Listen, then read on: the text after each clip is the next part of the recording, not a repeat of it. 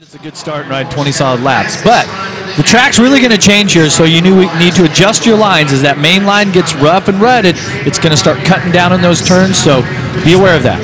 Yeah, I'm saying take advantage of the traction. We've been talking about how great this track is and how great this dirt is all night long. So I'm thinking take advantage of it. Use it to your advantage. You got that extra power, or you got that extra grip, pardon me. You're so used to riding when it's slippery. Well, it's not slippery tonight as it has been. Let's make the best of it. Rocky Mountain ATVMC.com bringing us our keys of the race. Well, you know, we were talking about our buddy there earlier who was voting for his Mom of the Year since he was grounded and gets to watch the race anyway. Hey, I'm telling you guys, my daughter was sick this week and my wife is pulling some long nights, some long hours. She's got some serious competition with my wife, Jennifer. Oh, you will do anything to score points. You just went there. She was. She was awesome, dude. You just took it. You just. Does that? Oh man, Fro, you will. Hey, I'm telling you, you will. I love you, Jennifer. Taking it to new levels. Here we go. All right, Diana Dahlgren has the board up. Miss Supercross is ready to go. Main event.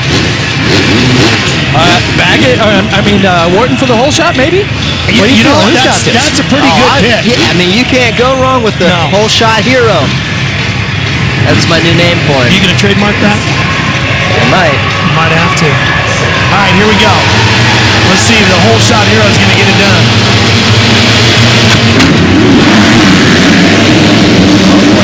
Bam!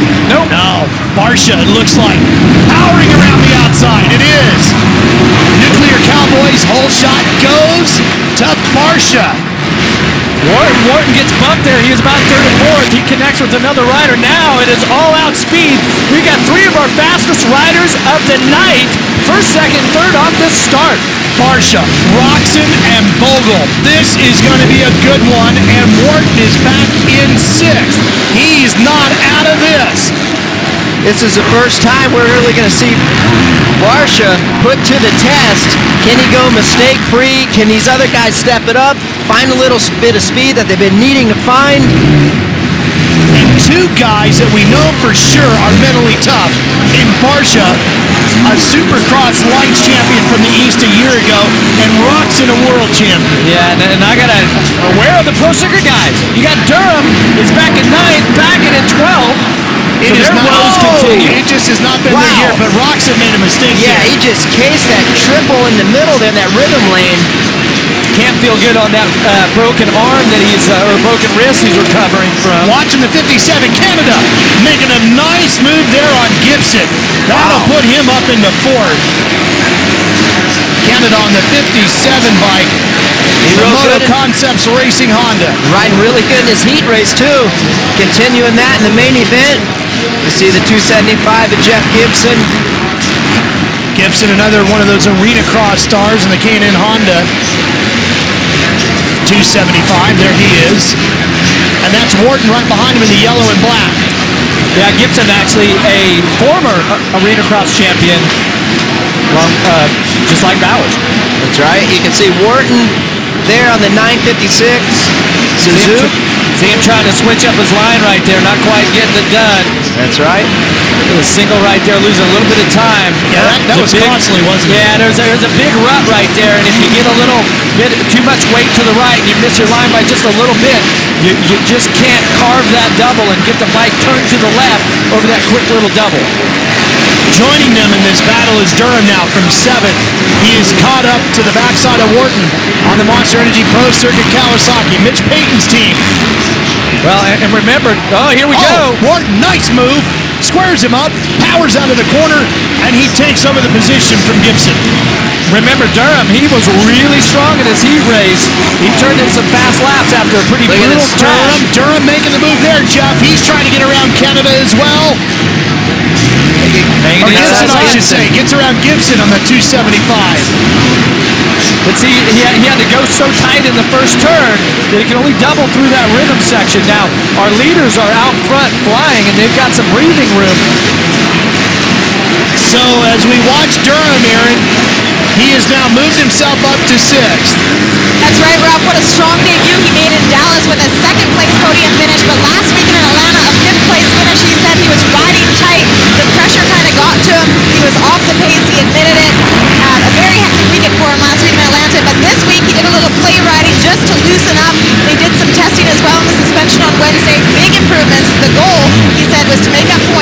Porsche.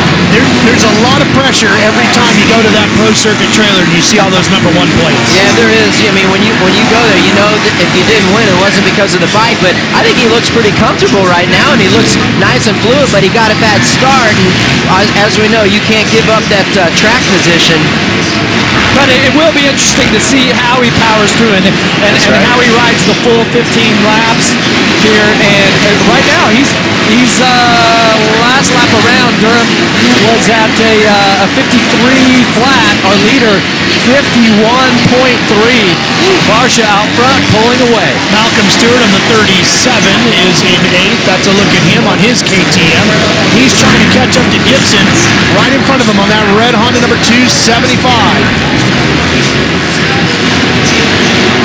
Malcolm really came charging through the field in his heat race.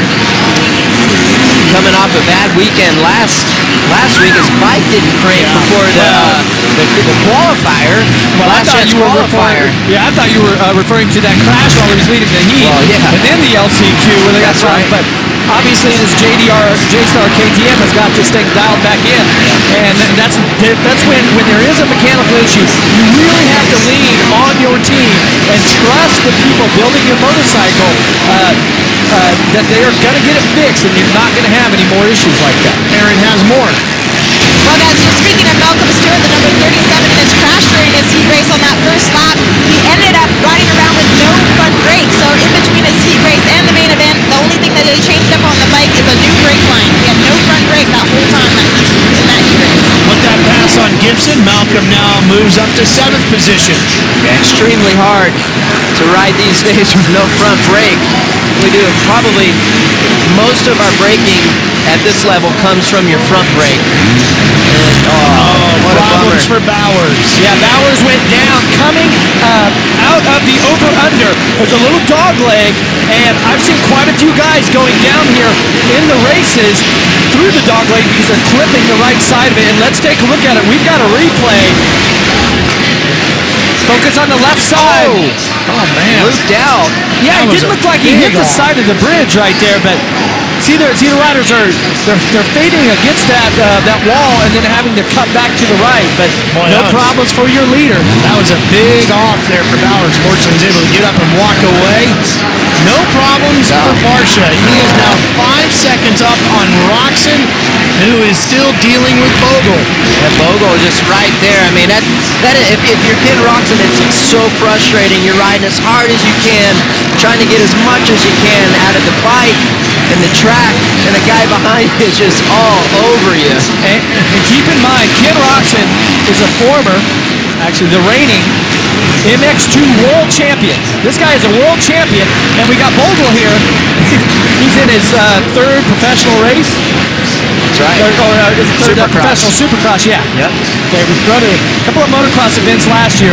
I tell you, his comfort level. He's going to be a force to be reckoned with next year. Well, I mean, this year too, but yeah. You know, I mean, you see how good and comfortable he looks now. It's going to be that much better. This is a fight for 5th. Warden and Durham swinging at each other in this one. I like that inside line Durham's working there after the finish line. Little less effort, and probably just as fast as doubling into that corner and going outside.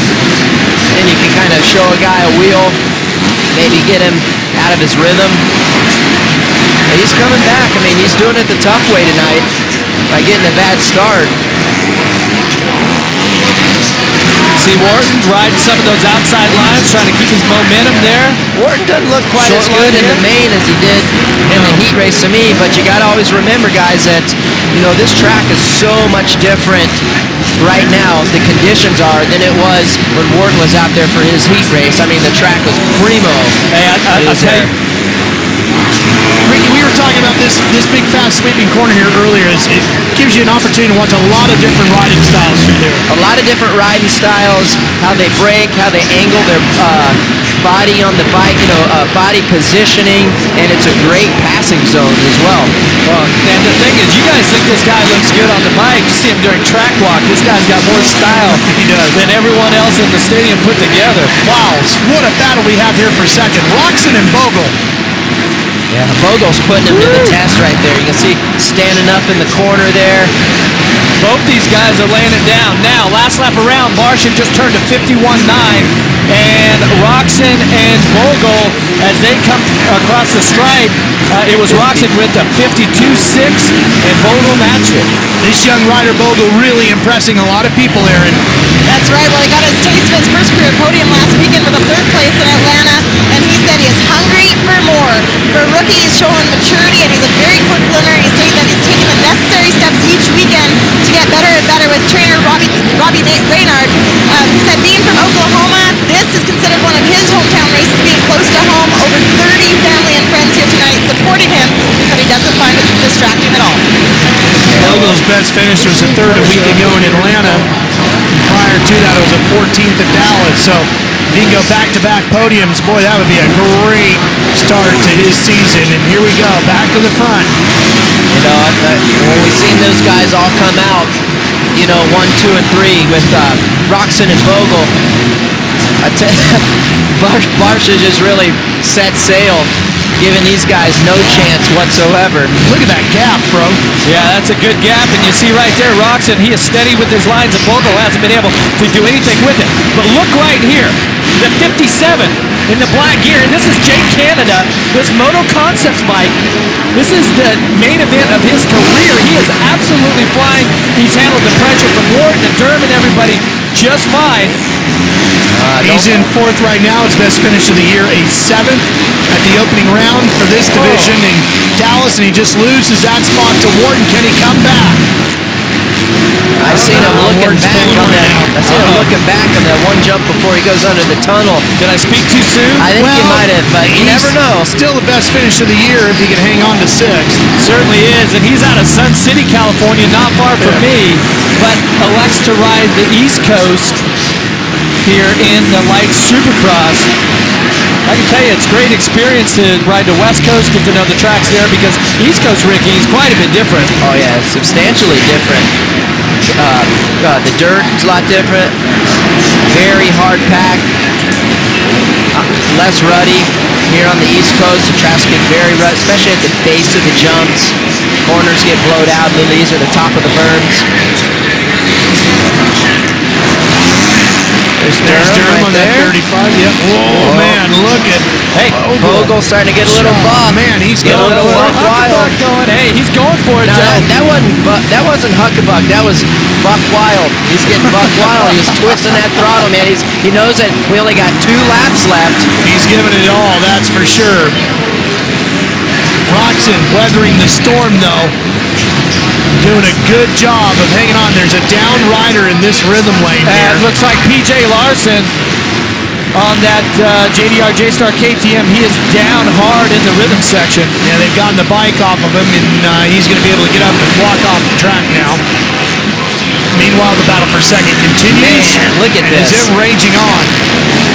Let's see. Now, they've been pacing each other here, and Roxon's done a great job of just riding his line. And now Bogle, he's had a chance to see what's going on, where Roxon is going. Yeah, this has been oh, wow. Final lap is underway for our race leader. Roxon was almost endoed there, going into the double.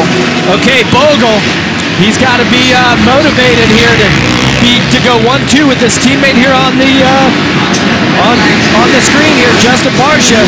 Boy, riding like a champion.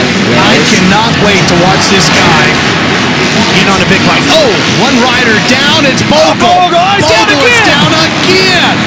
Anxious to get up and get going, and it's all going bad now for Bogle. Rookie mistakes right here. Here's the veteran and your champ, his teammate. Meanwhile, this guy has just been dominating the East. Justin Barsha, he's done it again. He lights the candles as he sweeps the first 3 races of the Monster Energy Supercross Lights East Championship. Roxon keeps the battle for the title alive by finishing second again here tonight. What a ride. Blake Wharton rounding out the podium in 3rd. Roxon will go to the podium for the second behind Barsha.